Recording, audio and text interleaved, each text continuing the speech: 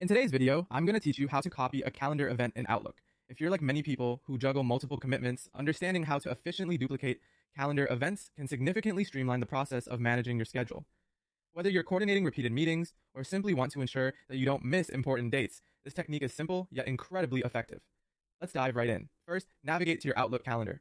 Once you're there, you'll want to identify the specific event that you want to copy. You might find it helpful to use the search or filter features if you have a busy calendar.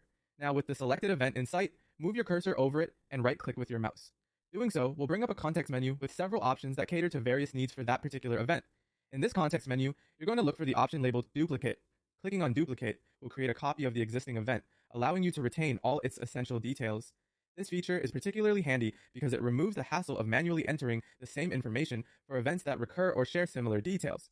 Note that duplicating an event will not automatically set it on the same date. Now you can modify the event details as necessary. Here's where you can make adjustments to fit your needs. You might want to change the date or time, especially if the copied event will occur on a different day or at a different hour from the original. To do this, simply click on the date and time fields within the event details, making the necessary adjustments. If the event involves different attendees or locations, or if you need to tweak the subject or description, take this opportunity to do so. This flexibility ensures that the duplicated event is customized precisely to match your requirements, rather than being just a carbon copy of the original.